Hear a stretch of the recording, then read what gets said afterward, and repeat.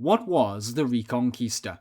Well, for over 700 years, parts of the Iberian Peninsula were ruled by a variety of different Muslim states, collectively called Al-Andalus. The Reconquista, Spanish and Portuguese for Reconquest, was the centuries-long era during which the remnants of the old Christian order that had maintained control over the region, in one form or another, since Rome's conversion to Christianity, vied for control with the Muslim Andalusians.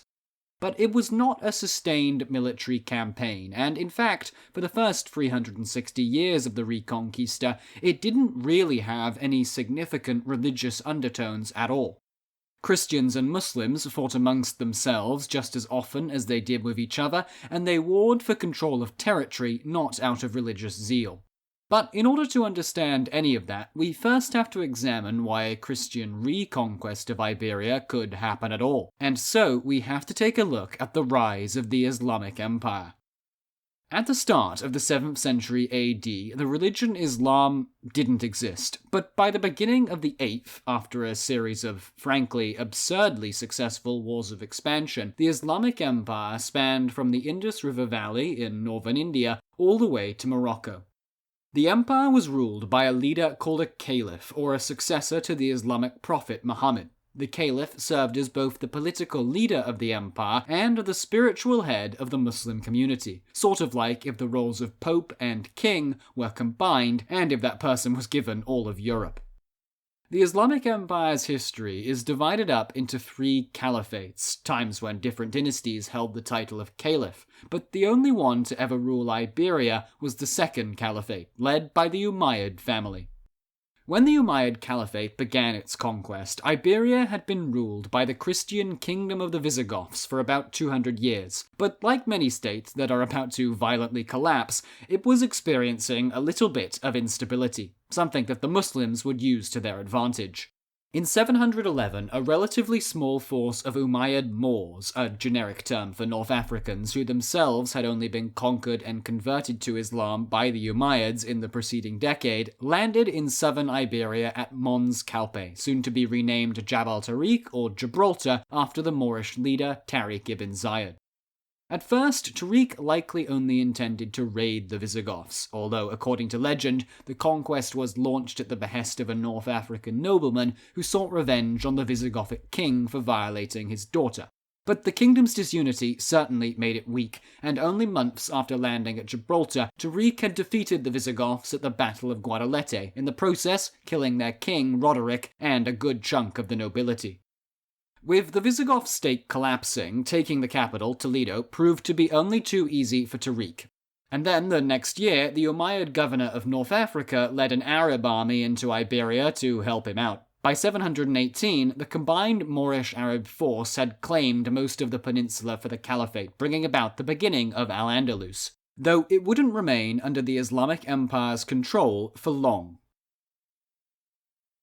But before we get to that, it's important to note that even under the Umayyads, Al-Andalus never quite covered the entirety of Iberia. The northernmost part of the peninsula successfully resisted the Muslim conquest.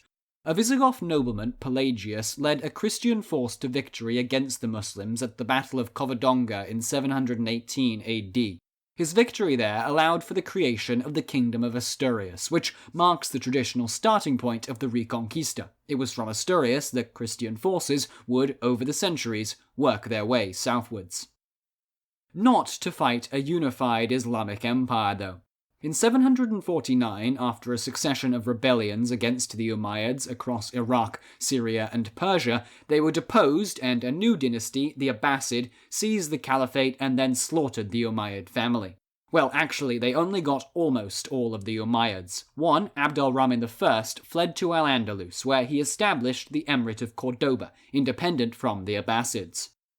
Under the Emirate, Al-Andalus experienced a cultural and economic golden age. Muslim domination of the Mediterranean Sea meant that old Roman trading routes could be reopened, and as a result, massive amounts of wealth flowed from Abbasid Persia and Arabia to the Emirate, making Cordoba itself one of the richest cities on the planet, rivaling even the Abbasid capital, Baghdad. Though goods and material wealth weren't the only things that came to Al-Andalus from the Muslim world.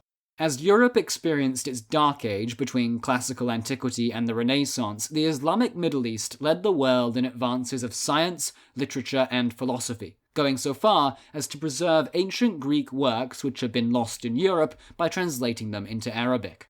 In Al-Andalus, Abd al-Rahman ordered the construction of infrastructure, including a road network and aqueducts, created a standing army which ensured that, for the most part, the emirate could hold off Asturias, the Franks, and in 763, the Abbasids, and began building what would eventually become the Great Mosque of Cordoba. The Reconquista was effectively put on hold. The Umayyad Caliphate had been overthrown as a result of the dissatisfaction of non-Arabs across a multicultural empire, so when he took over Al-Andalus and created the Emirate of Cordoba, Abd al-Rahman I did something fairly rare for a historical figure and learnt from others' mistakes. He recognized that the tiny Muslim Arab minority in the emirate couldn't hope to control his mostly Christian population without some serious concessions, and so he began a tradition among the emirs of Cordoba of treating their non-Muslim subjects tolerantly.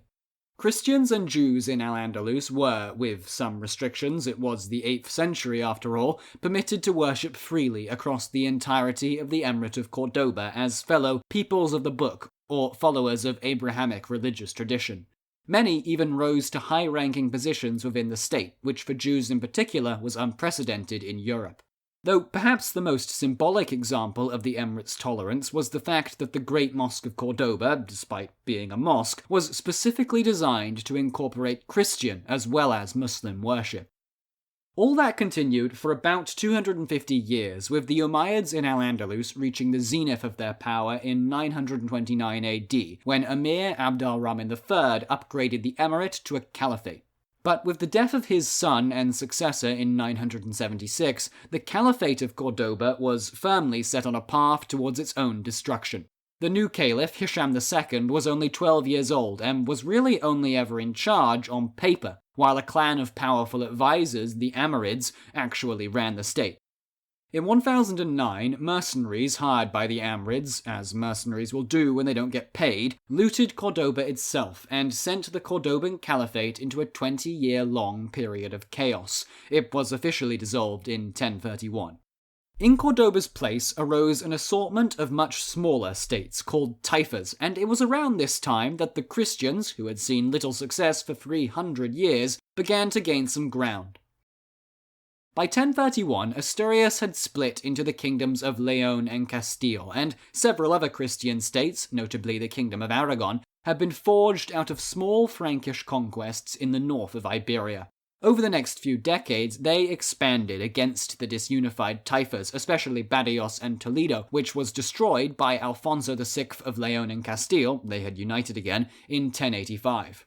At this point, though, the stereotypical view of the Reconquista, a conflict fought not just by people of different faiths, but because of the differences between their religions, had not yet materialized. Up until 1085, when wars were fought on the Iberian Peninsula, it was for more conventional reasons, not primarily to proselytize. Like the old Caliphate of Cordoba, the taifas remained tolerant of non-Muslims, and even after taking Toledo, Alfonso VI was committed to toleration of the city's Muslim inhabitants. Unfortunately, its central location meant that it had become a real possibility that Castile and Leon might conquer the entire peninsula, and that didn't sit well with one of the southern taifas, Seville. They called for aid from the North African Almoravid Empire, which invaded Al-Andalus in 1086 and unified the taifa. But the Almoravids and their successors, the Almohads, while they were interested in a lot of things, weren't big fans of anyone who wasn't a Muslim. So, from the Almoravid conquest onwards, the wars between Christians and Muslims in Iberia took on a much more overtly religious nature, especially as the First Crusade was called in 1096, and Christians across Europe began to become more and more interested in reclaiming formerly Christian lands from Muslim rulers. No crusade was ever officially called against the Andalusians, but the efforts of the northern Christian kingdoms were definitely supported by the Catholic Church. Notably, the Knights Templar helped to create, in 1139, and then expand the Kingdom of Portugal during a brief period between Almoravid and Almohad rule, when taifas once again controlled Al-Andalus. By 1172, the Almohad had consolidated their power, but in 1212 they were decisively defeated by a coalition of Christian forces at the Battle of Las Navas de Tolosa, and over the course of the next 50 years, almost all Almohad land in Iberia was conquered by the kingdoms of Portugal, Castile, and Aragon. In the remainder, a local dynasty, the Nasrid, rose up against the Almohad and established the last Muslim state in Spain, the Emirate of Granada, as a protectorate of Castile. And that marks what is probably the last great example of Umayyad Cordoban-style religious toleration in Iberia. The Christian kingdoms, by not outright conquering the emirate, allowed Andalusian culture to thrive for another 2 centuries. Of course, that wouldn't last, and in 1492, Queen Isabella I of Castile and King Ferdinand II of Aragon, who through marriage had united their kingdoms into what today we would recognize as Spain, conquered Granada and brought the Reconquista to a close. If you enjoyed this video, don't forget to subscribe and hit the notification bell below so you don't miss the next one. To know what happened next in Spain, find out how, after the Reconquista, they built a globe-spanning empire in the video to the left. Or if you're watching this in the first few weeks after its release and that video's not out yet, there'll be another one there. And as always, I've been James, and thank you for watching Look Back History.